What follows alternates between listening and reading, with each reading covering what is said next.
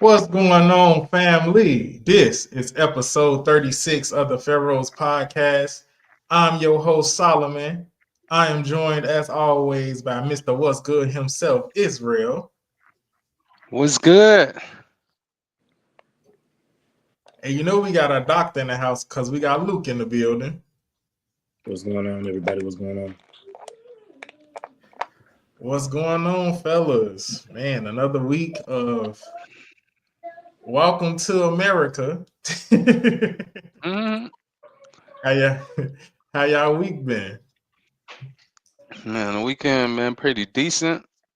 Work is working and chilling, and unintentional off days, But here we are. It's Monday morning or afternoon, evening at this point. So yeah, that's how that went. What Same thing about for you, me. Luke? Yeah, same thing for me. Just been working and getting ready to start another week. Yes, sir. Yeah, same here for me, fellas. Working.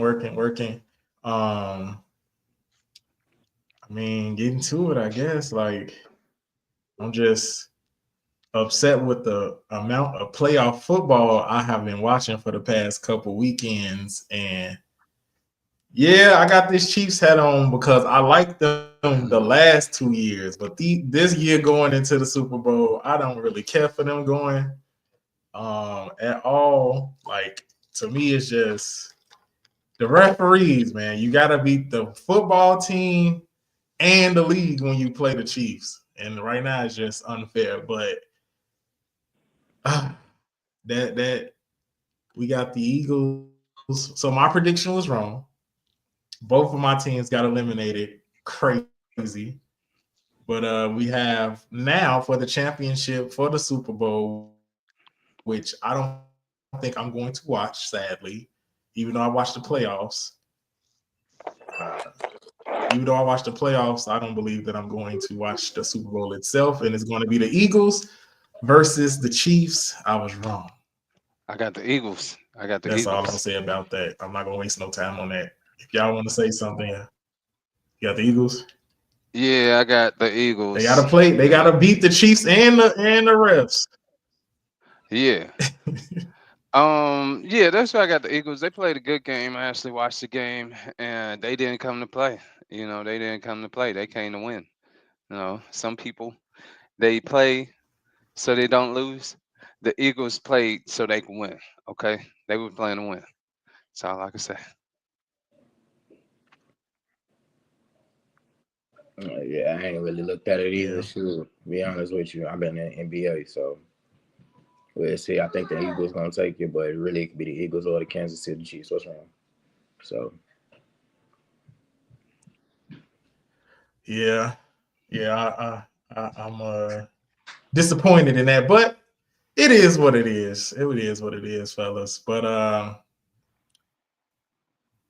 what we need to talk about and family, I think we're gonna stick to this topic majority of the podcast today, and that is to talk about number 47 Number executive orders. 47. President Donald Trump, number 47. He agent number 47. That's wild. He agent number 47. 45. Hey, he um 45, 47. Da-da-da-da-da. 45, 47.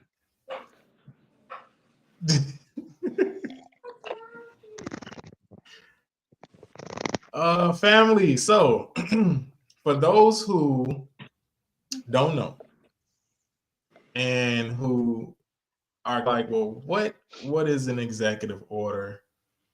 Things of that nature. Okay. We're gonna break this thing down. We're gonna take our time. We got an hour to do this, so let's do it. We excited to come into y'all living rooms or y'all, wherever bed y'all living rooms to, My living explain room. some of these things to y'all, So let's talk. We on somebody TV, smartphone, Let's just go ahead and break some of these things down. All right. In January, I want to say, what was this, the 23rd? Had to be the 23rd.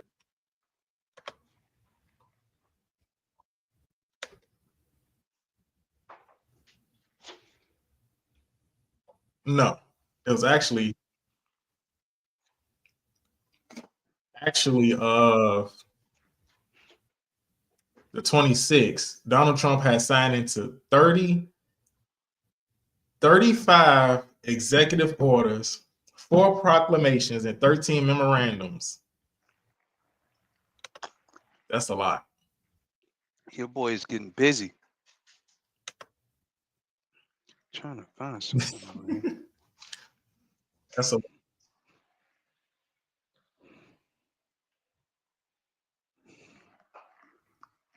so family, what is an executive order? I want to make sure everybody can see what's going on. Yeah, break it down for the family. What And if is they an can't, executive order? We might need some Coptic executive orders.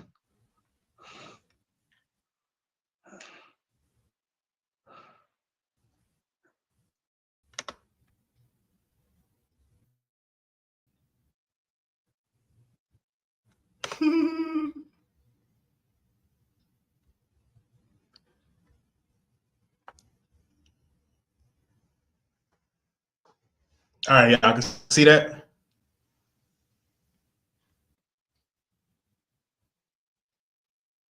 Okay. All right, so let's talk about it. So, what is an executive order? Executive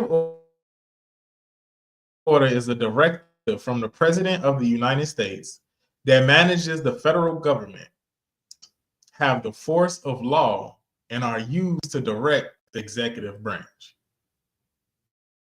Okay? Executive orders can be used to manage the federal government. Executive orders can be used to decide how and to what degree legislation will be forced.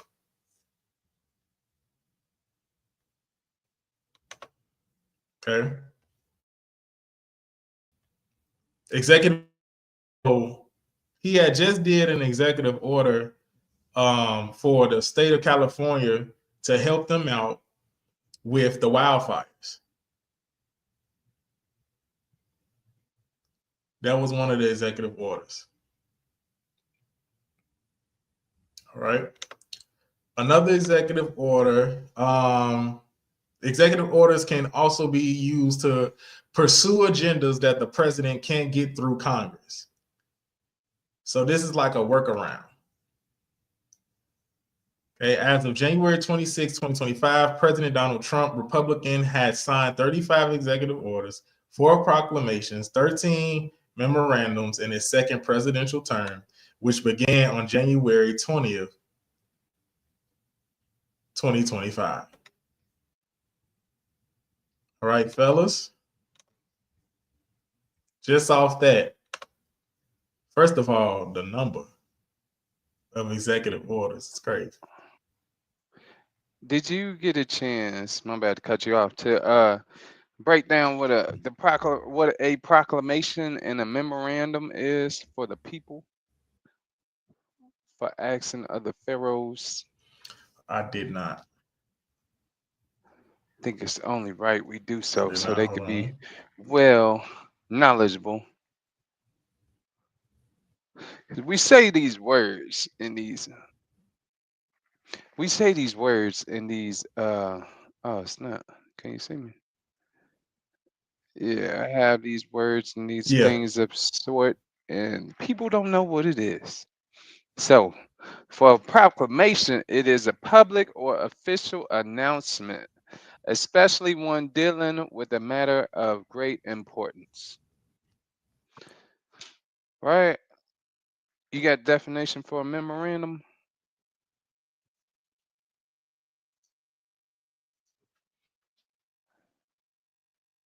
That was a question. How they use it? I said, do you have you Oh, look up I mean, you had said, I don't worry, I got it. I got it. So a yeah. memorandum is a written message It's in basically business. a document. Yeah, yeah. Okay, okay. Just letting the people Go know ahead. so they can know what's what. Yeah, it's a written message in business or diplomacy. So like saying he told them of his decision in a memorandum, a written message. That's it. Proceed. All right. So we got a lot of different executive orders to talk about. We can start off with, of course, the DEI. Okay, and that is all right. So let me go off and talk about this.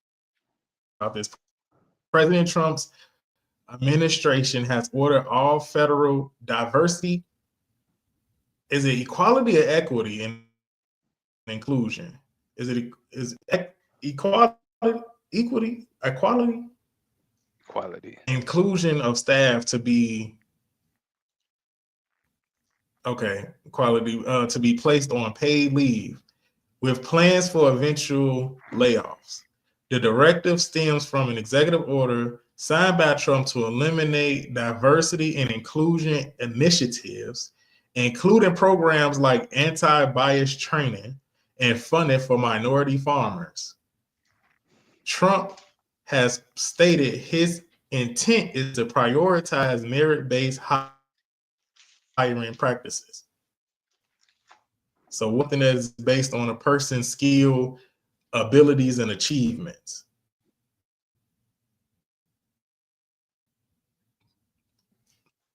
So what y'all want to say? What y'all want to say about that?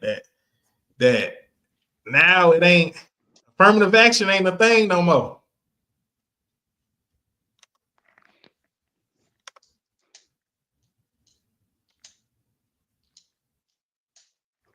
They ain't including you just because you black now. You mean excluding? I feel like I don't know. It's been a lot of Twitter talk. I be on Twitter a lot. A lot of people are saying like this, the Mhm. DEI didn't really affect nobody but white working women for real, or people who benefited the most were the people of color, the white ones. But honestly, I feel like with some people it didn't really matter because the job gonna do what they gonna do. You know, either they gonna discriminate or they not gonna discriminate. You know, so because at the end of the day, you don't really know why they not gonna hire you. Um, let's see. Give me a second. Yeah, even though they say Yeah. like some of the jobs they already weren't going by that, they just taking it out of I guess what they put in place just to have in place. Because you could go to some jobs now, it ain't no diversity there.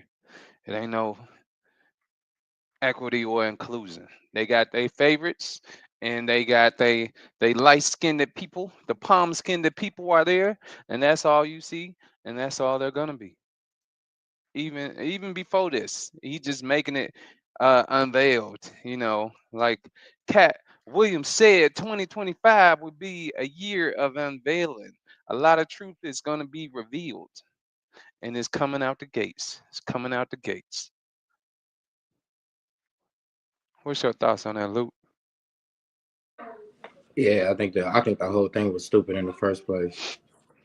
First off, I think it's a disrespect to people who actually have the qualities to get the job. If you can't get the job, you just can't get the job. If anybody hiring you because they don't like the color of your skin, go somewhere else. To me, it's simple. Our grandparents been doing this for years. Fathers and mothers been doing this for years. If somebody don't want to hire you because they think you look a certain way, or they don't want you in the establishment working for whatever the appearance they want, that's the beautiful thing about this country. Go somewhere else, bro. Go somewhere else. If you got to move, go somewhere else.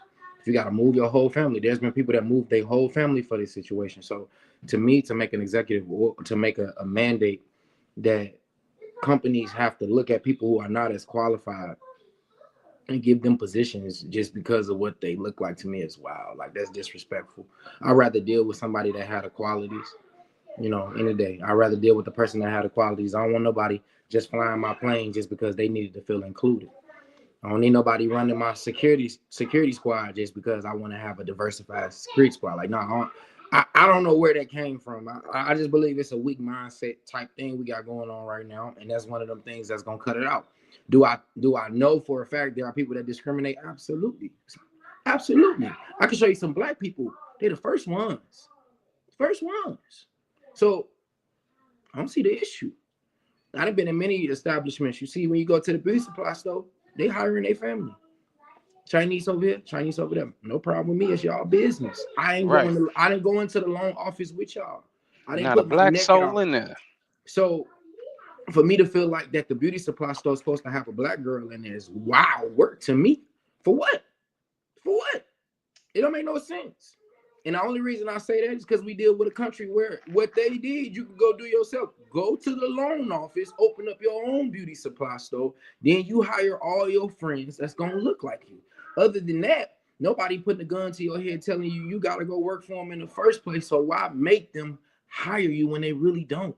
I wouldn't want to work anywhere where they hiring me to feel included. That mean you never wanted me here in the first place, and I probably wasn't even qualified for the job. Because one thing we have learned about corporations over the years, they will hire somebody they don't like, per se, from their skin color or maybe their race or whatever, if the qualifications outweigh that. We've seen it happen all the time because you can't get past skills because skills is going to increase the business market. And at the end of the day, Trump knew this. Like, it's just that weak stuff that I feel like we just be going through, trying to find laws to make everybody feel included. I don't want everybody to feel included. I don't want everybody making my food. I don't want everybody flying. Okay, I only want the people who have showed themselves approved. And if it is somebody that showed themselves approved and the company did not hire them based off of the color of their skin or whatever, welcome to America. I mean, I don't know what's the difference. You gotta be qualified. What's the difference? I'm on Malcolm X. I get that, but go make your own stuff, bro. That's where I'm at with it. So I'm so happy that okay, but was sent out. I'm so ecstatic that I get what you saying, like, Luke. Grow up again. I get what you're saying, Luke. But this my thing though. Like, why? And I get it. I get it 100%. But you tell me, who came to your school in high school and said, "Would you like to work for the government?" Nobody. Ned Agent came to your high school your senior year and said, "Do you want to be an FBI agent? That doesn't matter though. Do you want to do X, Y, and Z?" That doesn't matter because the executive order wasn't. They gonna fill that office up with white people. Yeah, but that's the beautiful thing though. The executive order wasn't just for federal workers. It was for the whole. Anytime you open up a business in America, you fall under a certain statute. It was for all businesses that fell under the American statute. It was some businesses like Walmart and other big businesses that embraced it more, and they saw it does not work. Walmart ain't no federal job, but still a job though. It's a career having job. So it really didn't matter. I feel a lot of these companies were trying to find ways to please these mandates. If you look at Mark Cuban, he was a very prime example of it. So this is why I say take out the mandate in totality. I'd rather have a business just say, these are my standards. These are the type of people that we hire. Cool, no problem. I might be qualified and you might not want me. I'm going to move on. I do not want my government trying to tell you that you have to hire me. I don't even want to be in it. If the government got to tell you, you got to hire me when you really don't want to hire me. Why would we want that? Why would you want to work somewhere like that? If you got that greatness of skills, find somewhere that actually appreciates you. And if not, go make it your own. Go get it yourself. That's why I always love the example. You gonna make it your own. How you gonna make your own government? You don't have to make your own government. Go make your own Walmart. You talking about these beauty supply stores. Nobody care about that. The beauty supply store not running the neighborhood. Yeah, but see that don't make no sense. That don't make no sense, bro. That has nothing to do with what I'm saying. What I'm saying is what did the mandate mainly affect? It affected the majority of workers, Walmart workers, flight attendants, people with these jobs. They got nothing to do with the government yet. It's irrelevant conversation about government workers. They make up a small percentage of the workers in America. The law was for all businesses that fell under the statute of business in America, meaning when you qualify as a business, you have to sign papers and you have to abide by certain rules. The government made a law saying, hey, even though it's your business, I'm going to tell you who you can and you cannot hire. I don't want to have nothing to do with that. I don't want them to hire me. If the government got to tell you, you have to. That's the beautiful thing about America. Go make your own. And that's why I use the example of the beauty supply store. Most of the beauty supply stores are ran by Chinese people. That doesn't keep black people from going in there and buying. However, there are some black people that opened up their own beauty supply store. So those would be the people who I'd be like, you know what, I got respect to you. Because if you see they not hiring you, it ain't like it's a shortage of weave. It ain't like it's a shortage of people coming to buy nail products. Go open up your own. I don't want to work for the Chinese man if he only hired me because he's mandated to. That's why I work. Actually, that's disrespectful to me. That look disrespectful to me. Like I ain't got enough common sense to find somewhere else that I can be accepted. I gotta have you come in and, oh no, you let him in, bro. I ain't with none of that. So I'm happy about that. It's making us grow up. If you don't like what they doing, make your own. Just make your own. And if you're not gonna make your own, go find another career, go find another field that maybe accepts you more. It just is what it is. It's the world. It is what it is. That's my opinion on it. That's it. I think it was something that triggered him, though. You know, it was something that triggered him. I think we looking past it. We looking past that preacher that wanted to preach the Malcolm X dream. I have a dream. So he up there praying Malcolm X's speech. It didn't sent Trump back to that time. So he like, okay, I'm finna roll back the page. So you can blame that pastor. Martin Luther King speech, you mean? Yeah, you talking about no. We talking about that pastor that was supposed to be praying, but he was reciting the Martin Luther King speech. Martin Luther King, you said Malcolm X. Oh, did I? My bad. Yeah. Yeah, my bad. But we should blame that pastor who was praying the Martin Luther King speech because it took Trump back. So that's what he did. He rolled him back the pages back. He didn't have amnesia, you know, and it took him back to the 60s. So that preacher would have been authentic. You never know. We could have been for it. But ain't no telling what else 45, 47 got underneath his sleeves. That's what I'm gonna call him, 45, 47. And so ain't no telling. But hey, it really yeah, go ahead. I was just gonna say, you know, like that whole thing of starting your own sound good, but who be following through, Luke? We got problems right now in America before this even happened with him doing these executive orders of people following through of creating their own. Ain't nobody supporting none of that. So at the end of the day, I'm not advocating than anything in America. What do you mean? No, there is small business. No, you're correct. Yeah, I know it. You're correct. But what I'm saying is, how many of these people that you seeing create their own is really getting the whole business loans and grants that they actually should be getting? You get what I'm saying? Like, why are they popping up? They popping up. You don't have to. We can disagree. I'm saying that why does the Indians, the people, the Middle Easterns that come over here, why they business pop way faster than black people that's been living here their whole life? Why they businesses popping way faster? Because black people don't go to the loan office as much as they do. Let's look at it statistically. There are over 800 banks that give out loans in America. Black people don't go to one. We don't go and look. That's just the reality of it. We do the least amount of filings. Yes, we do. We actually file more for government benefits than we actually do for these loans and opportunities. You gotta get up, put your suit on, walk in there, get told no, get up, wipe your tears up, and then go to the next bank. Why do the Chinese people do it? You think as soon as they walked in the first bank, they said, "Oh yeah, y'all Chinese, y'all gonna get along." No, sometimes it takes 7, 8, 9, 10 different loan options or applications you have to file just to even get anybody to entertain your idea. The reason I feel black people don't get it as much is because we do not look long as some other people do. And I can't get mad at them. It's not made for everybody. But a lot of black people got businesses that didn't take that first no and then just say, oh, I'm going to give up on my dreams. They ain't even take the fourth or fifth no. When it comes to loans in America, if you have a social security number, there is nobody that's going to tell you no. Your social security number alone is collateral. The problem is that how much do you want it? If the fourth or fifth bank tell you no, Bank of America tell you no, we got private banks. It's not even just the big ones. You can go to private banks and they have an agenda. What's the agenda? They have to give out a certain amount of loans by the end of the year. By the end of the year. So everybody know this, bro. I'm 29 and I know this. I ain't giving black people that type of, I know we ain't slow. We're not slow, bro. We are very intelligent people. We have not because we ask not.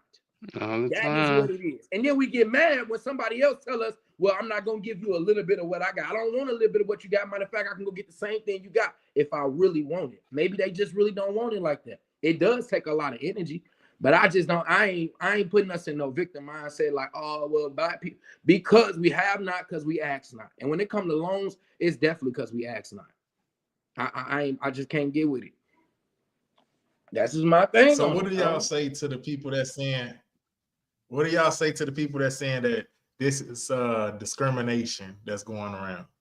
Like him signing this executive order for the diversity and equality and inclusion. That was one of the words the DEI that I was like, I don't care about that. Y'all got to get out y'all head about this inclusion stuff. But what do y'all say about it? Y'all think that that people are saying that this is discrimination?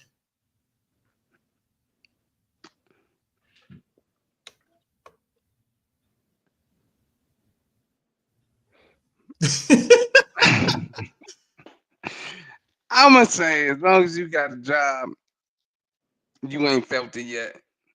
Maybe when you go apply to a new spot, you might feel it. But I'm with Luke on this one. If you read the room, right? You've been to a place, read the room.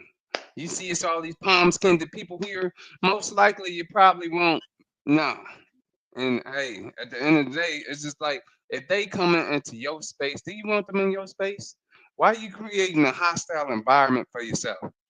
Yeah, they might pay well, but it's gonna be one of those situations like, yeah, I like the money, I hate my job. So you hate 90% of your life because this is where you're spending most of your time. Is it worth it at the end of the day? Absolutely not. Just go somewhere else. That's it. That's all I gotta say. These people won't talk to me. I'm finna go talk to somebody that will. That's it. But I would say people would probably feel it more if probably everybody got fired. Like I hear Target, they taking it away. And I could see if they did more action with like firing people that they didn't like there, then it could be like, okay, now they being really racist.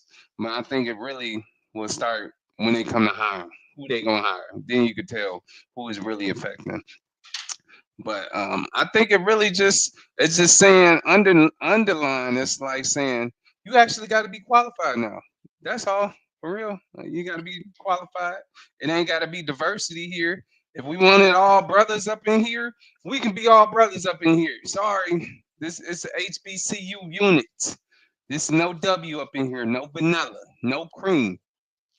You feel me? I mean, I would say to people. So I get that part about the merit. Go ahead, Luke.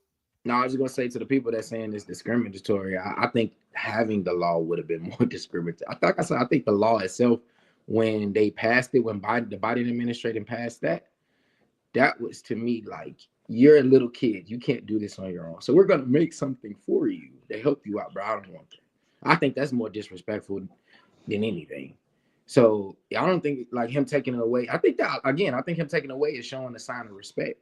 If you're qualified for the position, 9 times out of 10, you're gonna get it. Now there is those times where they like Israel saying, your skin might be not what they want. Who cares, bro?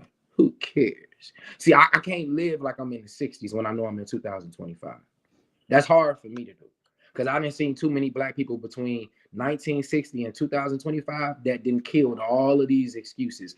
But then I always go to the barbershop, and every now and then I run into that one black dude that's still talking about how the system was out. Well, but the system was out to get you, but your neighbor down the street went and made something out themselves. So I'm sorry. It was the other black man that then canceled out your argument because y'all come from the same neighborhood. You know, y'all work ethic is different. That's the real issue of this whole bill. We dealing with lazy people nowadays, and they want to get back. They want to be able to do what it takes to get the $100,000 job, but don't want to put the hours in. They want the money, but don't want to put the time in and the work that it takes. I don't feel sorry for none of the people. I wouldn't care if they purple. I don't care what you are. Again, when I go and I get on the plane, I'm not thinking, is he black? I'm usually not thinking that. I'm usually most of the time the thinking, pilot gonna be the pilot competent enough to fly this plane and land this plane so then I can go home and go about my business. I don't care what color you are. It's the company's job to make sure you're competent and your position. And then let's think about why Trump would do that. Trump had a assassination attempt, remember, right?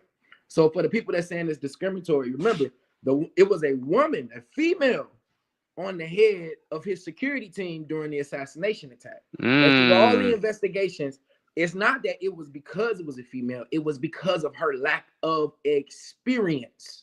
Had nothing to do with her being a female. She was a poor choice to be head. So you know what he did? Fired her. Okay, this is what it is. That goes back to what I said. We see it all the time. So I don't think it's a discriminatory thing because he did it to his own staff. It's either you're going to fit what it takes to run the position or there's somebody else that is more qualified and is able to run the position. I don't believe everybody is trying to discriminate. Do I believe there are people that do? Absolutely. But on a large scale, not in 2025. I just can't buy it. It's too hard. Too many black millionaires. Can't buy it no more. I don't know what y'all want me to say. I see them all the time on social media. It's too many of them. Matter of fact, it's black millionaires right now that's putting out advertisements to come work for their business. So I don't know. I don't know. Okay. I'm playing devil's advocate, but I'm still gonna say that there is a thing that's going on. You make a great point though of saying like, hey, we are in 2025. We're not in the 60s. So do we really still need this affirmative action thing? This isn't the civil rights movement anymore. So do we really need, this whole law where it's like, I have to hire you because of the color of your skin? I get that, but then what do you say to the people that say, well, now all of his people on his cabinet and his team is white? Why all the black people that voted for him, how come he don't have nobody black in his cabinet that can work for him in his system? These are questions that people be asking. I want to know, like, what do y'all be thinking? Didn't apply. When it they comes simply to didn't Donald apply. Trump's. They didn't apply. That's it. They didn't. Yeah, because some people don't apply because they feel unqualified. That's it. That'd be it. So it's like, hey, why I'm going to apply for a lieutenant and I know I ain't did lieutenant work. Why? Because being black in that type of field is an anomaly. You would be the anomaly going that far up, that high up. It would be good, but you'd be an anomaly. One of very few. Well, let's look at Joe Biden's administration and his staff. So Joe Biden was big on making sure that he had people, different colors and all that. Jean-Luc Pierre, she was the White House spokeswoman, darker than I am. Cool. If you was to say, okay, well, Trump didn't have anybody on that, again, this is why I say it almost feels like this is a mental war they got going on, like a psychology game. So to say another man didn't include me in his plan, and then that means I'm less than, or like, oh, that's not fair. There ain't nobody black on there. First off, this is that cherry picking argument thing that I have an issue with, especially with our people sometimes, because it's not his responsibility to make us feel special. That is the beauty of this country. We ain't obligated to make nobody feel special. That's what I like about it. That's what a lot of us like about it, actually, to be honest with you, because a lot of us could have left already and we still here. So it got to be something. I'm going to North Korea. That's what they say. Ain't nobody going up there. You don't want to deal with you. That's when you're going to feel some real depression for real, for real. But no, I have no issue with him not diversifying his cabinet, because why? When you look at his cabinet, he picked the most comprehensive people he can that he knows. And now let's remember what Trump did the first time, though, when he came into office. He didn't do that. He was trying to fit in. You cannot play the fit in game with Washington. That's not how it works, because you're going to get set up. And then he gets set up multiple times. So for him to be very picky on his cabinet now, dude, they almost locked the dude up. They almost locked him up for people that was on his staff. So for him to be like, nah, I gotta really be careful this time. I wouldn't care if he picked the whitest people. It's the reason why he gets to pick them and I don't. Because I ain't the president. I don't. If something go wrong, they're not gonna have me up there in front of everybody trying to take me to jail. I'm gonna be sitting at home eating popcorn, wondering what happened. That's the beauty of it. When you ain't the boss, you don't have to deal with boss type stuff. But when you are the boss, you don't have to explain your decisions to other people who don't have the same level of consequences that you may have. So no, I ain't mad at his cabinet picks. I saw what they put him through last time. When you almost get locked up for somebody you hire, I bet you the next time you hire, you're gonna be a lot more careful. That could go for any of us three. We can have our own business. Somebody do something crazy. Now our business is dealing with a lawsuit. But I bet you if you get past that lawsuit, the next time you start hiring, there's going to be a little bit more stipulations on what you're looking for, because you learned from that last employee that effed you over. Hey, I got to do this a little different. I ain't mad at him in any kind of way. Whatever, keep the money flowing and keep the boat going. I ain't got time to sit there and want to see people of us, whatever. We know how this game goes. If they in that, most of the people that work for him don't even got the real power. It's the people we don't see. And it's people we don't see that are blacker than all three of us that are working and making moves in Washington. So I just came by. Bro. I don't have no problem with it. Well, okay. So, you know who not going to be able to sit home and eat popcorn? Ooh. That's all the government workers that has been mandated to go back to work. He had passed another executive order for everybody to go back to work. He claimed that it's unfair. It's unfair for the government workers to, be at home and working from home on a computer while everybody else is, basically in the field, as they like to say. So what do y'all think about that? Y'all think it's fair? Y'all think it's unfair? Y'all think he should have left that alone? Did it really matter? Because I don't think it mattered. Because I don't think it mattered. Most of them just if they doing paperwork. Yeah. And mostly what they doing is paperwork. I think he should have left it alone. But because I think looking into it, some of them they was working at home 3 days out the week, which ain't bad. You be in the office twice, let's say beginning of the week, end of the week, and you got 3 days in the middle of the week. Because this is America and you can do whatever you want to do for the most part to a certain extent, that would be a nice job. Where it's like, hey, I come in twice a week. I'm off 3 days a week. I'm off somewhat. I ain't got to be in, but, just do my job. And then they just see me Monday, Friday. And then I got the weekends, but I'm working. They could have regulated it heavier or whatever. But I don't know. Now it's going to be more people where they got to get up and go. Get up and get out, basically. But yeah, that's my thoughts on that. Sucks to be them.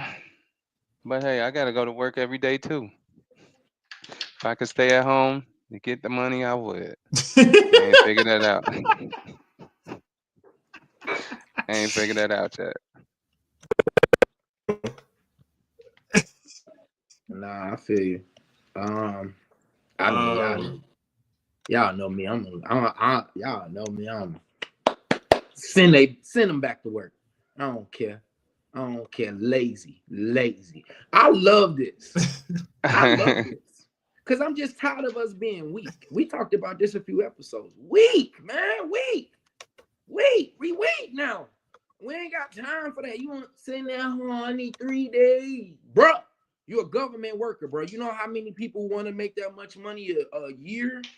You know how many people would get up every day and be in the office to make that type of money and to have them type of decisions and that type of access?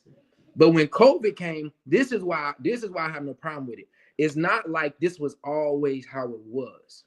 It's like when it's a fire drill and some students don't want to come back to class. Who you think you fooling? Write them up. I'm like the principal, write them up. Write them up and send them home. Y'all don't want to come back to school? Go home. Because see, the fire drill ended years ago. And you still out here playing. You think I'm slow. You think I'm retarded, right? Don't play with me. And this is why I'm glad he coming that way, just like the principal will. Oh, they don't want to come back after the fire drill? Send them home. Fire them. Send them they don't home. want to do what needs to be done. You don't want to get the work done. You don't want to come back to class. Get out.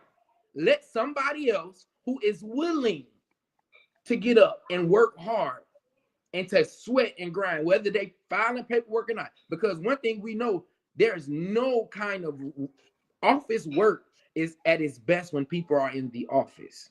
That's been proven from COVID. That's why so much stuff was sucking. Because people wasn't in the office. Teamwork. How can you build team? How can you have team meetings and everybody at home sitting in their drawers eating Cheetos? Right. And then I expect you to give me the best performance. I expect you to sell, and I expect you to get all this work done in your comfort zone. We know that's not how this world works. This is what always made us different. And I had no problem with us being different because I eat from the hard work. I'm eating from the person that made the table, from the person that made my chairs, painted my walls. I'm eating from hard-working people. So I have no issue with it in any kind of way. Send their lazy behinds back to work. And if they don't like it, go find you another job because you know it's hundreds of people lined up waiting on you to say this is too hard. Get your weak behind out of the way then. You make too much money to be that weak. Go work somewhere else that's not so stressful for you. And then we don't have to worry about you. I need my 3 days. And I don't care nothing about that. Tell them to stop being weak. Y'all government employees are supposed to be some of the strongest employees in the country. Mentally, right? So why are we letting them do what Walmart workers can't do? Why are we letting them do whatever? We can't do that. Y'all make more money than us. But y'all, no. Fire them if they don't want to do it and get out. That's how I feel about it. Come on, Trump. He holding us back accountable, bro. Holding us back accountable. I ain't never gonna get mad at that. He coming out the gates. He ain't come to play either. Trump ain't came to play. He came to lay down the law. That's why I say we have to get into some of the executive orders that I kind of start questioning, like, oh, I might actually like this one. We got another executive order, and I want to hear y'all thoughts on this one. This is one I actually like, right? Trump announced that he'll declassify any remaining files from the assassinations of John F. Kennedy, his brother Robert F. Kennedy, and civil rights leader Martin Luther King Jr. I want to see that. So, I want to see it. Yeah, I want to read it. Yes. Yeah, I want to see that too. That one was like, I'm kind of like, yeah, release that. I want to know the truth. We need to know what really happened. No more conspiracy theories. No more speculation from the FBI files itself or the CIA, whatever department got it. I want them to release this stuff because I want to know what actually happened and who killed them and why. I like this executive order. This put me on my I love this conspiracy stuff. So this put me on my conspiracy train. Fellas, what y'all think about it? Oh yeah, I'm excited. He need to release all of that from that era all the way up until like 2000. Everything from 2000 and beyond, it need to be declassified. Like we in the whole new century. We like 25 years into 2000. So hey, everything past 2000, it needs to be unveiled. That's how I feel. Declassify it. Let us know. It's past the statute of limitations at this point. Yes. Yeah, I agree with both of y'all. I love that. I mean, when I come to think about his presidency, even the last one, he was the 45th president. It was like we're dealing with a real estate guy. So what do real estate people really like? Transparency. When they're going to acquire a property, they ask for everything. They ask for when the last time the fire extinguisher was changed on floor 34, section B. They want to know it all because it gives the buyer a more transparency feeling. If you're trying to buy something, you want that person to tell you everything about that product, right? Us as a country, we're still a product. Most of us, we spend a lot of money, we sell a lot of things, but the greatest consumer of America is Americans. We the ones that keep it rolling, we keep the train going. So if your customer has been for years constantly being told, oh, you're not qualified to know this, how can you expect them to keep buying the product of government? Remember, Trump is a real estate guy. He is trying to get the trust to go back between the people and government. And he knows the only way to do that is to let people know what, as much as what he can, let them know what they want to know. I think that's going to be groundbreaking, period. Period. Transparency. And that's what a lot of people been asking for over 40 years. That's why, again, I just be so surprised that we young, but we see it. But we wasn't around in the time where most of the people were getting lied to, or finding out, oh, it may not have been the full truth. They doing the cover up. So I'm excited about it. I want to hear about it. I want to learn about it. We've been asking these questions. They got them in the book, especially with the MLK files, right? We never really know the whole story, at least from the government side. So I would love to see a lot of that stuff declassified, just like they did with the UFO documents. Remember, this is what I'm saying. It ain't surprising he declassifying stuff. That's what he do. He did it in his last term. Transparency. Right. Why? Because he wants America to become a product that people can trust, not overseas people. That ain't his biggest concern. It's the very people who get up, go to work, spend money on gas, pay their taxes, spend money on food. How is it that we spend all this money in a country that can't even tell us the truth? Exactly. That's why he won. That's exactly why he won. That's how I feel about it. I like that. Another one I like is he signed an executive order to try to be the number one when it comes to the front runner of AI. He signed an executive order to be to basically spend, I think, $500 billion in more AI research. Now, of course, they're going to come from the people that's asking for this investment from the government is saying, we're going to do it for, of course, to advance the technology of medicine and actually find cures this time, not actual like treatments. That's what, of course, this is they saying, of course, on TV and the media. We know that they probably still ain't going to do no cures for real. But I do like that he wants to be the front runner of AI. He has in the back of his mind that China is beating us in technology, and they have been beating us in technology for a very long time. So now he wants to continue to invest in the AI and some of the buildings. One of the first buildings they said is getting built right now that's in Texas.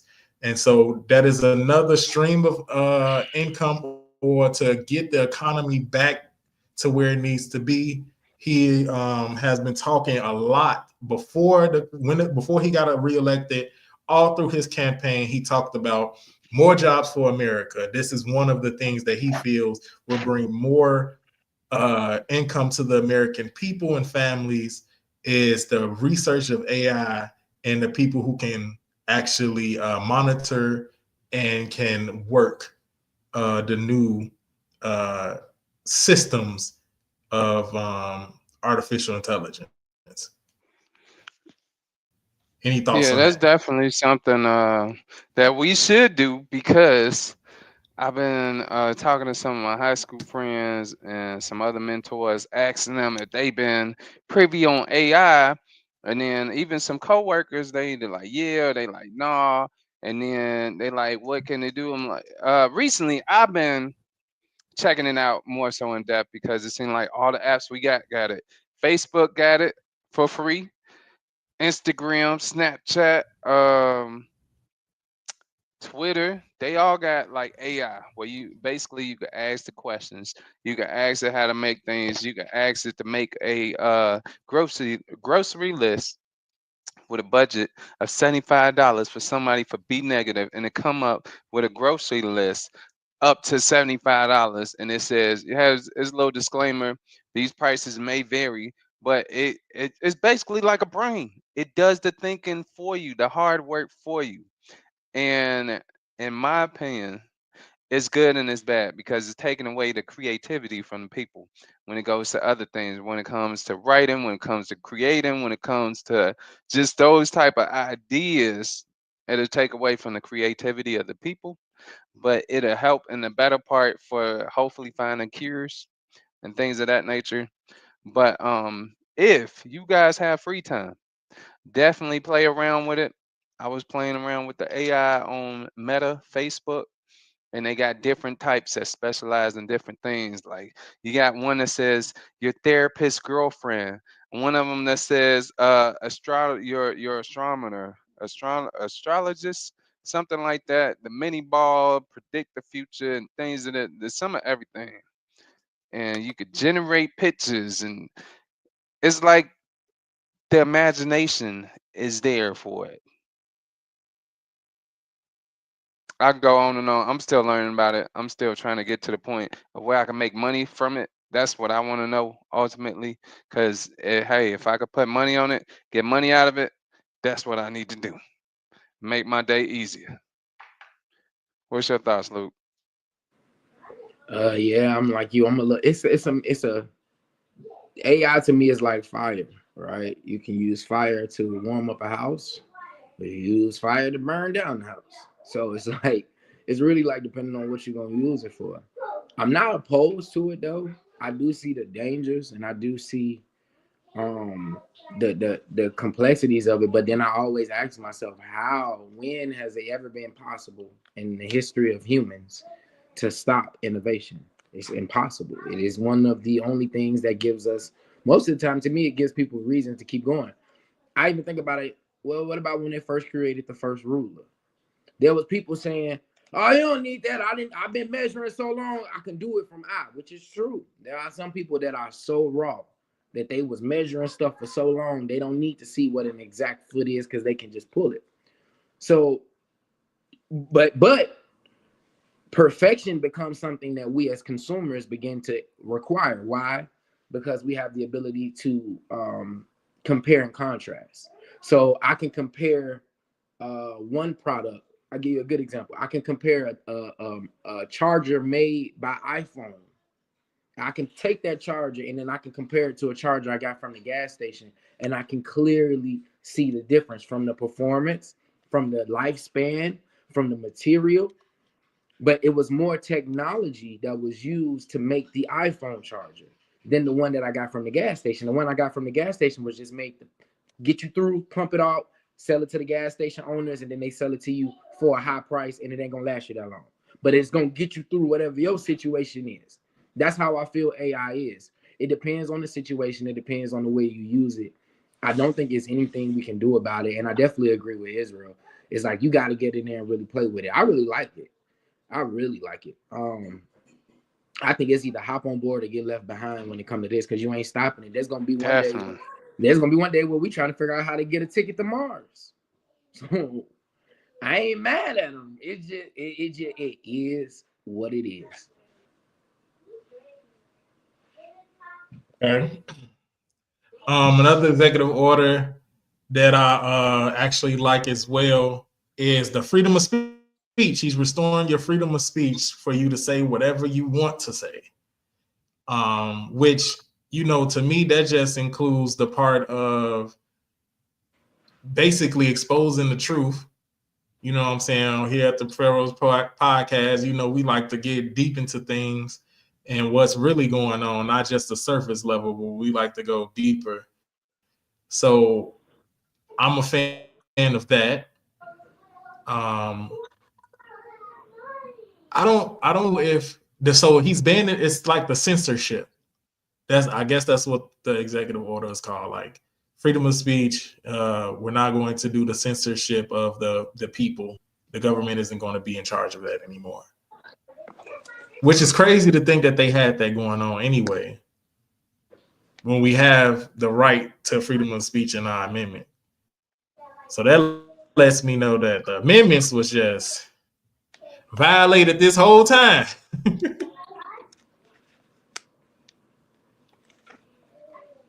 Yeah. Does that mean we can say dead now, or we still gotta say unalive? I don't know. Cause it's good because I feel like the world has become so censorship sensitive. Like it's so sensitive where you can't say nothing without hurting anybody's feelings. Like man, I remember you could say stuff. At least in the movies or back in the day, you could say stuff. People take it on the chin, keep it moving. Now you can't say nothing without somebody being like, "I'm going to call such and such," or "Oh, I'm going to file a report. I'm going to call the DEI because you're not treating me with inclusion of my feelings." Your feelings need to be in your pocket, and there ain't no money up in there. That's what the old people used to say. Old people Facts. used to say right back up in the church, back in the day, them queens used to say, "Put your feelings in your pocket." And I'm gonna add on, it ain't no money up in there. So put your feelings in your pocket, cause it ain't no money up in there. Bro. Yeah, I agree. I think it's Hey, again. that's what Eric Thomas said. That's what who Thomas? The motivational speaker. Oh Eric yeah, Eric Thomas, Thomas. Yeah, E.T. the hip hop he preacher. was like, That's he my was like, boy. no, he was like, them old queen. He said, them old ushers back in the day when we had church, when they child was acting out, they used to slap them and then they used to say, go get your mama, and they'll get on their mama too. They was like, nowadays kids be trying to take advantage of all this sensitive stuff that's going on, this sensitive era that we in.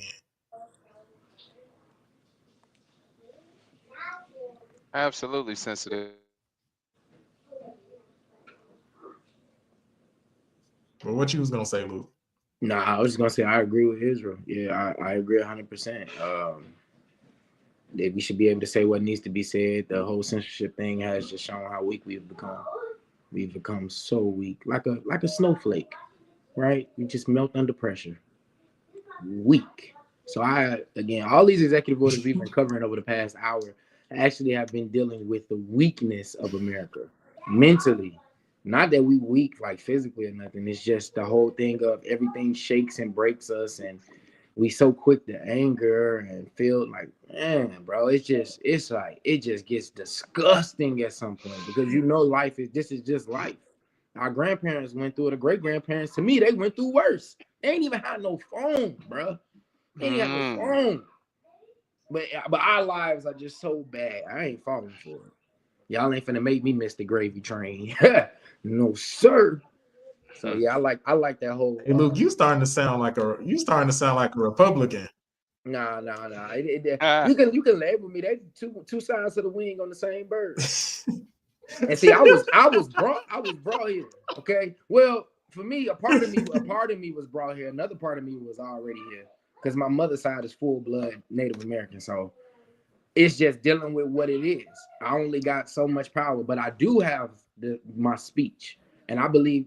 Think about even with us with this podcast. Without it, how would a lot of ideas even get out to the people if everybody's so scared to say how they feel? So I like that. I like that it's getting back to the say how you feel. If you don't like it, leave the room, take it on the chin, right. or just don't deal with the person or the situation. And there's certain things you ain't got to reply to everything. That's the people's problems. They want to reply to. I'm like, if it don't fly, if it don't apply, let it Let fly. it fly. If the shoe don't fit, if the glove don't fit, it must have quit. If the shoe fits, then wear Bro, it. But if it don't, then don't. It don't apply to you.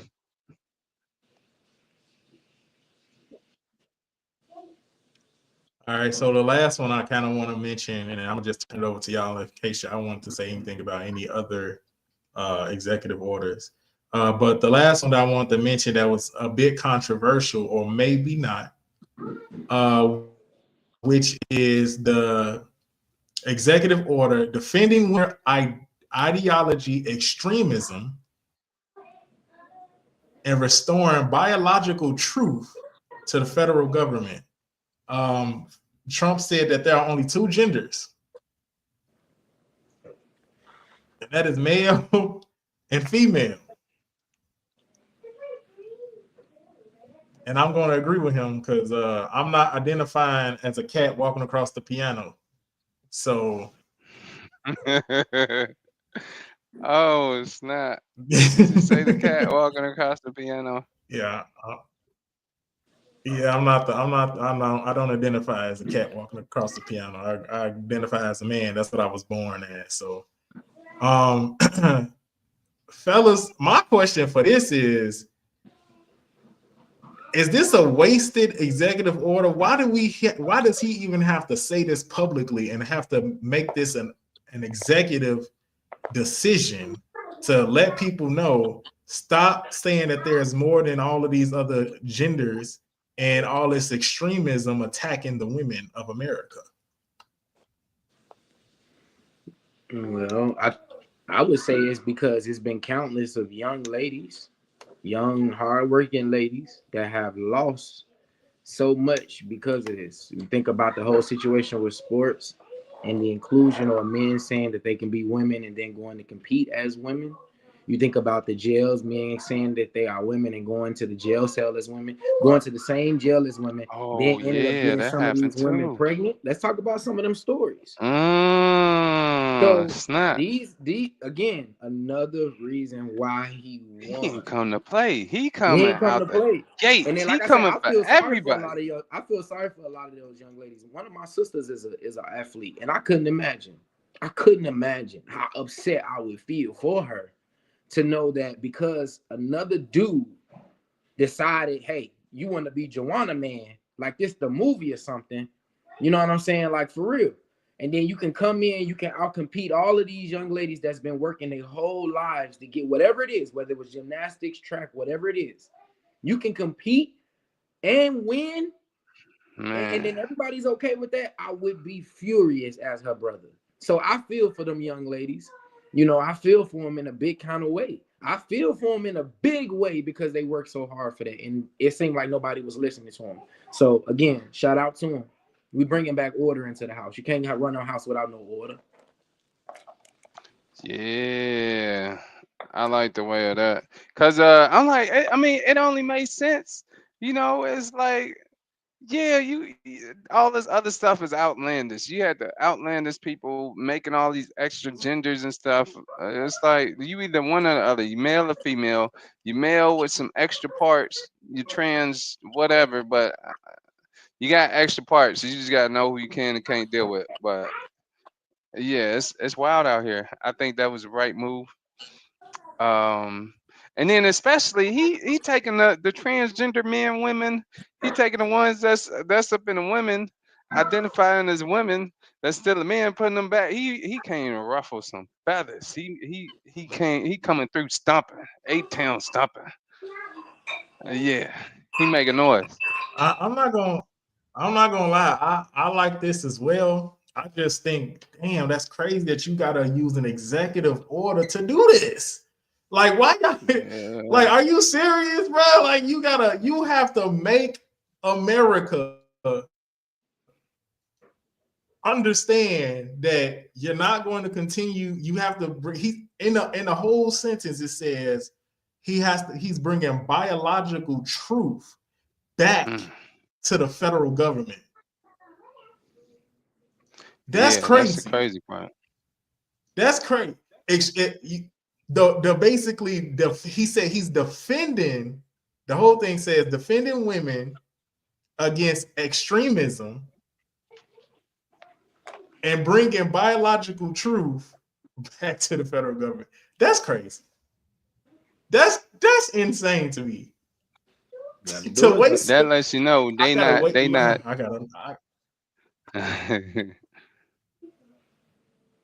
They not truthful. They That's not what it what? lets you know. They not truthful. That's what it lets you know.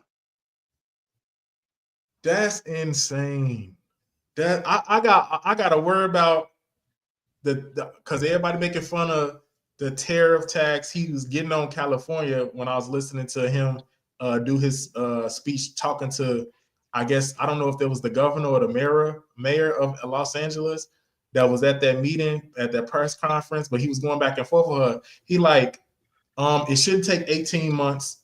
I just declared a national emergency on what's going on here with these wildfires.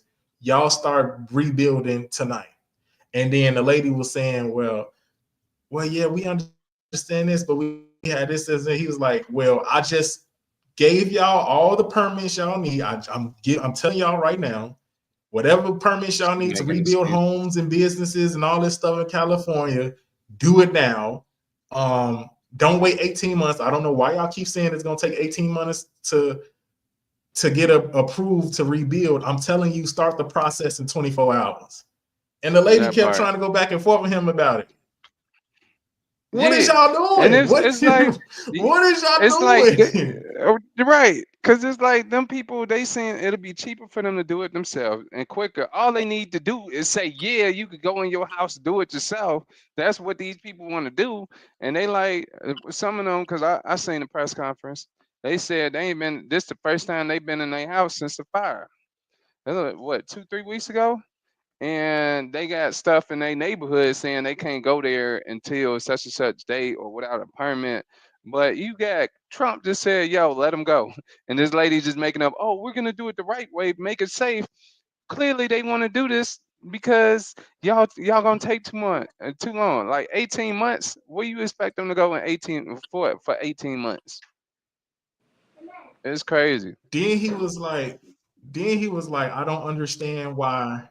He's like, I don't understand why y'all haven't took the water. Remember, we talked about this on the podcast. Why they not using the water from the ocean? He was like, I Mm-hmm. don't understand why y'all not using the water from the Pacific Ocean when y'all have an empty, dry reservoir that ain't been used in I don't know how long. He said that whole of the ocean been there for millions of years. Why are y'all not using the water to get rid of the fires? He said, he's like, I don't know what y'all be thinking. He was like, but we believe that water can put out fire very well. That had me crying laughing. He was treating them. Yeah, yeah, he But Yeah, really because they was. full I'm of it in like, Cali, bro. bro, he was like, I don't know either if they're stupid. He's like, I don't know if they're stupid. I don't know if they have a death wish or if there's something else going on that we don't know about. But I don't understand why they just didn't put these fires out with the water from the ocean. It'll be the third. I say it's the third thing. It's something else going on we don't know about. Somebody getting their pockets lined for some kind of reason. Because even without the ocean water, you still got the reservoir water from the glaciers that are at the northern part of California. So for them not being able to handle it, it's incompetence. And then the mayor, and this is what I'm saying.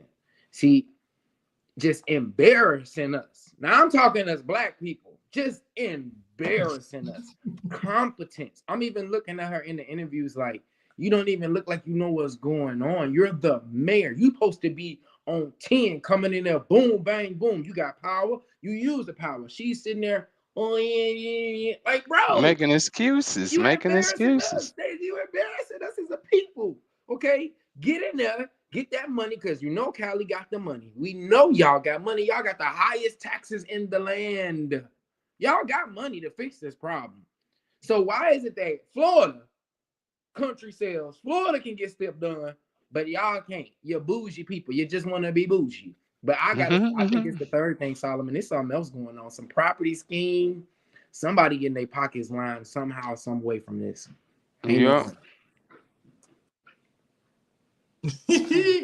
Trump was snapping. I ain't gonna lie. I've been listening to him all day. Some of his speeches and stuff that he's been trying to get people to understand. He went to California. He went to North Carolina. This is when he talked about FEMA. He said FEMA's doing a horrible job. Because why isn't some of this stuff already fixed, and why are these people homes still destroyed from a hurricane that happened months ago? So he's been going around and getting on everybody. He's been going around getting on everybody case since he started his presidency, his second term. He only today 45 and 47 has been 45, 47. Yeah. Today made a week. He said he said he didn't got stuff. Yeah, he's like I didn't got things done in 4 days, then they didn't did in 4 years. I said, okay, Trump, you coming with a vengeance around here. Man, he did. I am still shocked though, fellas. That we have to waste an executive order to let women know that it's only men and women, and stop trying to get them to be transgenders, transmorphers, transformers, transmissions, all that other trans stuff that's going on. It's a little bonkers to me. Does he have a limit on how many executive orders he could do? No, there's no limit. I don't think so.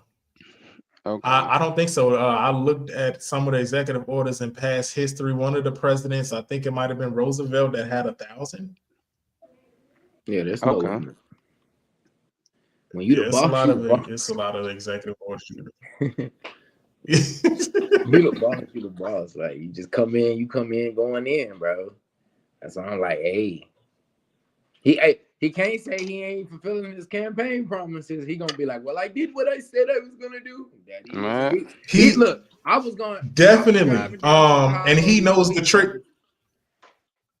Yeah, I was driving down Chicago this week and seeing ICE out there. They had about 6, 7 of them out there, boy. Had them on the look. I kid y'all not, from my own eyes. They all through Chicago. They ain't playing. These people ain't playing. What they look like? ICE usually have like different. I have a replacement theory. A replacement theory? What's your theory? I have a replacement theory that they're trying to do for, the United States of America. I believe that whatever other powers may be, we're trying to let the immigrants come in to utilize them, replacing. I want to say the minorities or the people of color. Because if you get Venezuelans, you get Mexicans, you can hire them for way cheaper than what you can get the normal American. So I think that's what was going on. And that's why Trump has been so hard on like, no, stop.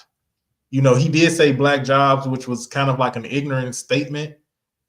But what he's trying to say is like, hey, you're taking jobs away from the people that's already here. And you're trying to feed some other people that are illegal maniacs, people who have been hurting and destroying communities. Y'all letting them in America so they can run rapid here. All right. I just had like a little theory of that stuff that was going on. So I get some of the stuff people saying. I ain't saying he a good president. I ain't saying he a perfect president. Some of this stuff I'm still trying to digest because some of these executive orders, we ain't even get to all of them. We just went through a few. But family, we encourage y'all to go online, look at all his executive orders, have your own opinion and thought process of what's going on. Absolutely. All right, family, we are at my favorite part of the show. It's called Ask the Pharaohs. And fellas, I got a good one today. All right, so we are here waiting for question comes from Kadisha. This question comes from Kadisha. Okay, so she had a scenario. This is a scenario, and then I'm gonna give y'all the question. She had a friend that she was friends with for a couple years. She met while she was working down here in Atlanta, and she was basically pulling most of the weight in the relationship, in the friendship. And so they broke off their friendship for whatever various reasons. And she came back, she inboxed her on Instagram, trying to basically give a fake update of what's going on with them. They didn't talk to each other for like maybe a year and 6 months or 3 months. She was like, yeah, I'm doing good. I'm doing X, Y, and Z. I done got my own this. My business is back up running.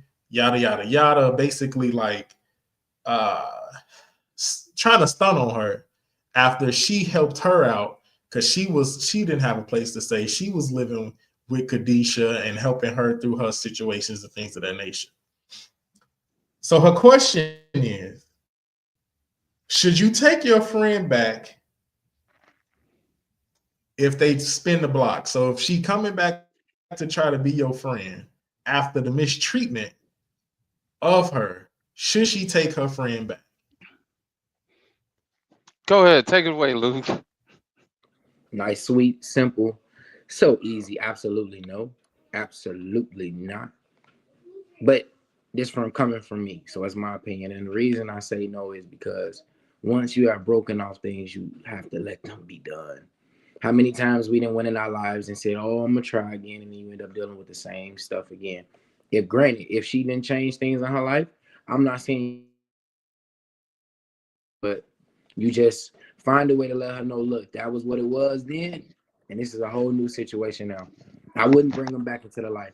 I understand people say forgive and forget. I do not follow or concede to that notion in any kind of way.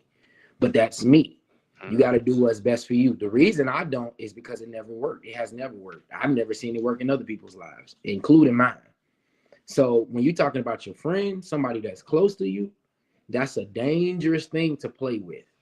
Forgive and forget to me goes for like your children, your mama, your blood. Friends, if they violate you and their relationship is over, I ain't saying be malice to them or mean or nasty to them, but that it was what it was. It ain't that no more. They showed you who they are. They departed from your life, and them coming back into your life is a test for you to be able to see how you're able to discern. They could be now the greatest person in the world. It doesn't matter. That's not the point. The point is that you got to make decisions that qualify for what you say you want. And if you say you're going to be somebody that forgive and forget, be that person. But if you got to contemplate on if you want to do it, that's your subconscious telling you it ain't a good idea. You wouldn't be contemplating on it. You would just be like, nah, that's no.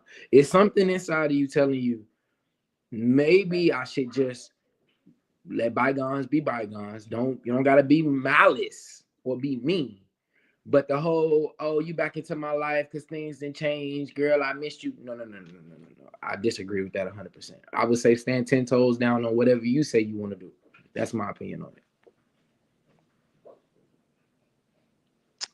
Man, this is tough. It's tough. If she come back stunting like that, then I wouldn't.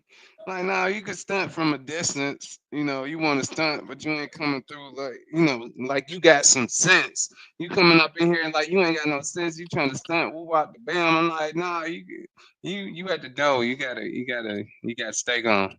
But every now and then, I let people spin the block after a couple of years. But you got to know the parameters and you got to know the boundaries, your boundaries, their boundaries, whether you tell them or you don't. Because I done cut people off for a couple of years and then they know what they did. And then eventually they come back or try to come back. And then that's where you gatekeep your own sanity. Where you like, do I let this person back in? How did they leave? Did I leave them? They leave me. Or how they trying to cut back up in here? Or you got to understand that person. You know the person. If they always stunt, that's how they do. Then that's that. That's them. That's how they are. But if they not, it all depends on the person and situation. You trying to go through that again or no? I know I done been through some stuff a couple of times, and every time it's better. Worse.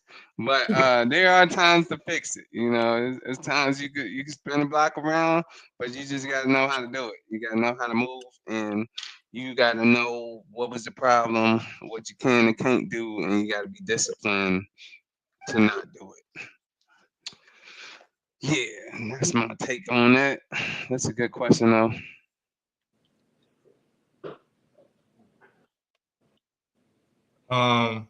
So I'm gonna say it's a hell no for me.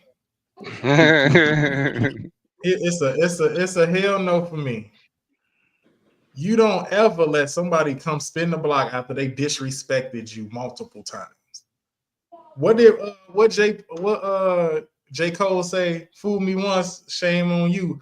Fool me twice, I can't put the blame on you. Fool me 3 times, F the peace sign. You know what I'm saying? Like, you can't. First of all, you said you helped this friend out for months. You helped this friend out, and while she was supposed to be staying at your place and you're helping her out, you say she down in Sandy Springs doing you know what, don't know what, who knows what it was. Then she coming all the way back to College Park to come chill at your house, but y'all got roommates, but you still looking out for her. She using the only time you see her is when she coming to pick up her stuff to go back outside and run the streets of Atlanta.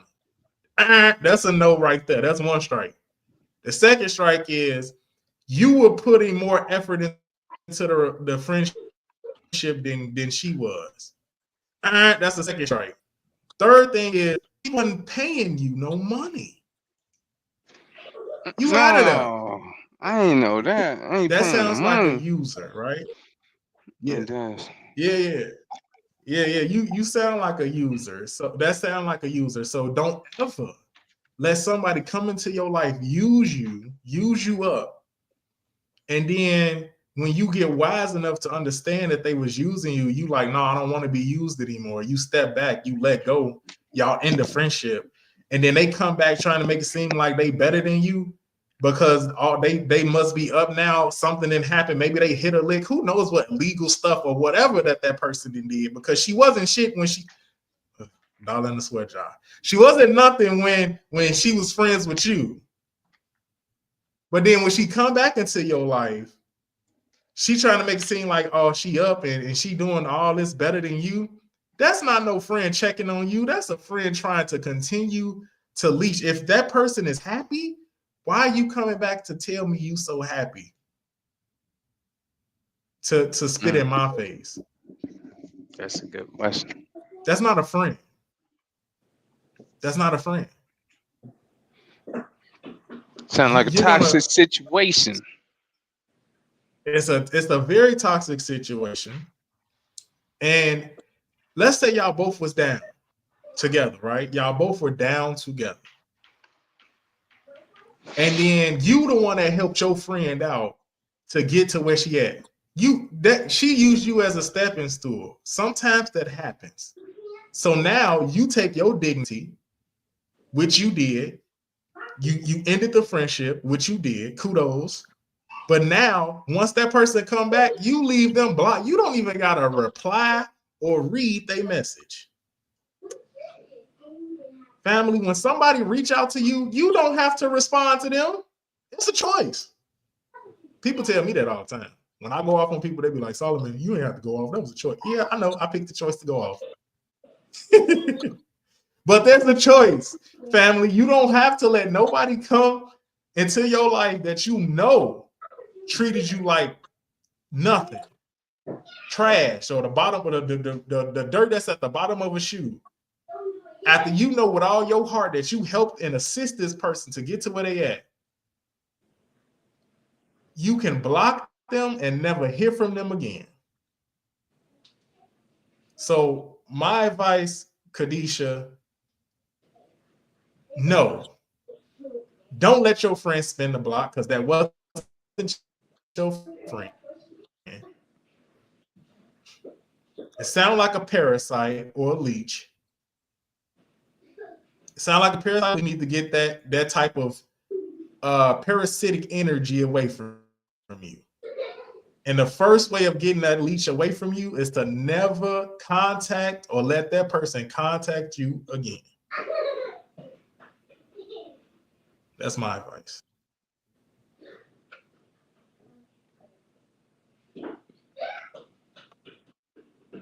That's good advice.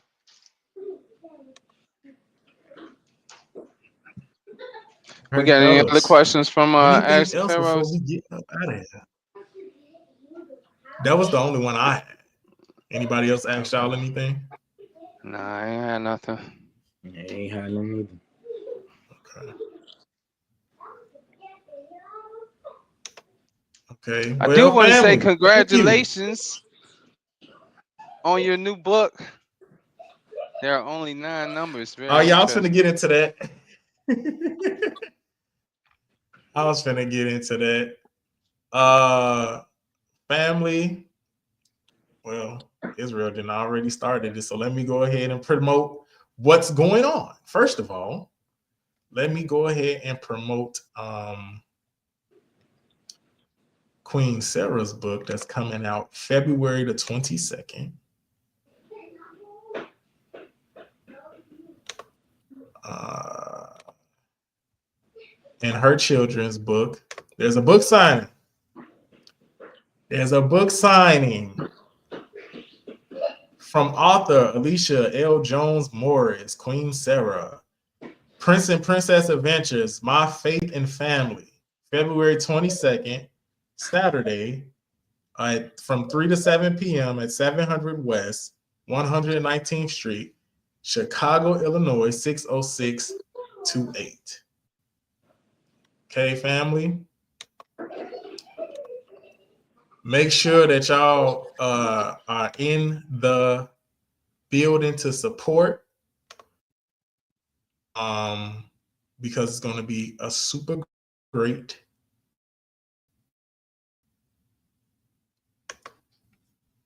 super great time.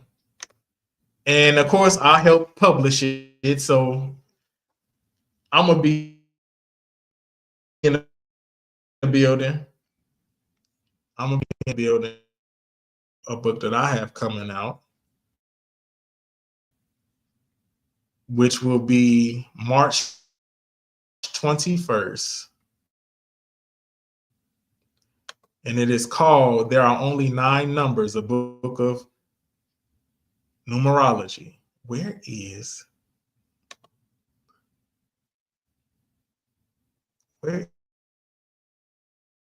the picture? Is this the picture? It is. All right. I had to find it. It was in my. I might need to get another one though. Oh no.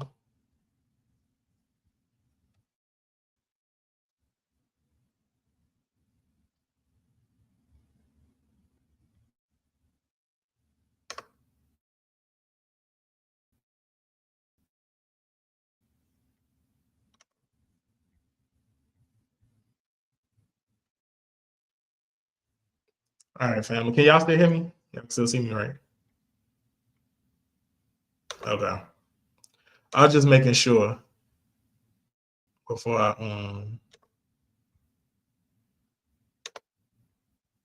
shared it.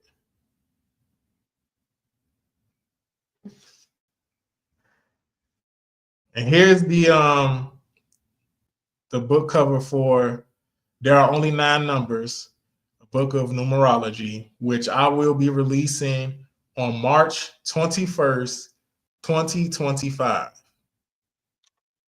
Okay, family? So make sure y'all keep that date in mind. I'm probably gonna have a book signing as well. Probably I don't know, might be that Saturday. Who knows? Further information about that will be coming soon. That's what's up. Yeah, we be working out here, man. We don't be playing around. We be working. You can find me on Facebook at Cornelius Solomon Walker. You can find me on Instagram at CJ Walker 103. And if you want to get a book published, you can email me at cwalker1582 at gmail.com. And of course, you can find me at the Pharaohs Podcast at gmail.com. Israel, where can people find you?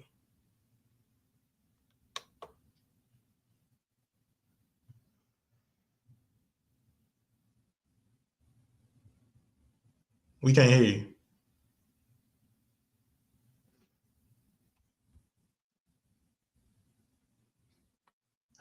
There we go. All right, cool. So y'all can find me at Pharaohs Podcast And you can find me on my website, jonathanjohnson621.com, or shoot me an email, or my Facebook, Jonathan Johnson. Luke, where can people find you?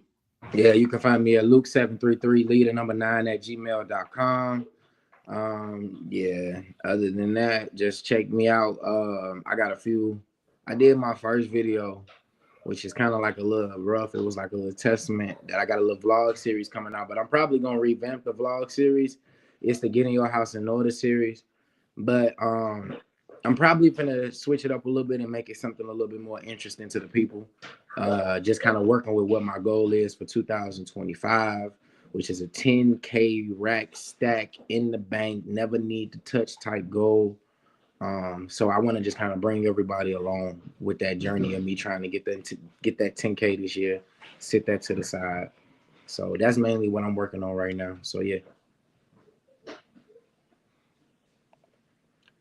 All right, family. And then you can always listen to this episode, of course, on Spotify.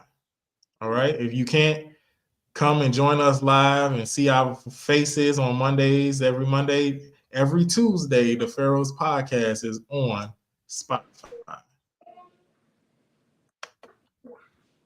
All right, fellas. Anything else before we get up out of here?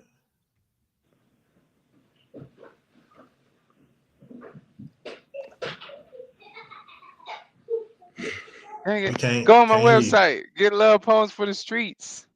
Perfect time. Oh, you can't see it. Oh, there we go. Something like that. Perfect time to order some books for Boo Bay season. That's all I got. Y'all said. Yeah, family. Make sure I know y'all seeing our names. Well, the people that probably don't isn't watching Something like live, they're gonna hear this. We always have what we do in our name descriptions for the podcast. So look us up. You know, email us. Like I say, get in touch with us if you guys want books. If you guys want to know what we're working on. If you want to help donate to the Love Lifted Me Foundation, anything that you guys want to collaborate with, make sure you guys email us, get in contact with us. All right. All right, family. Peace. Peace. Peace.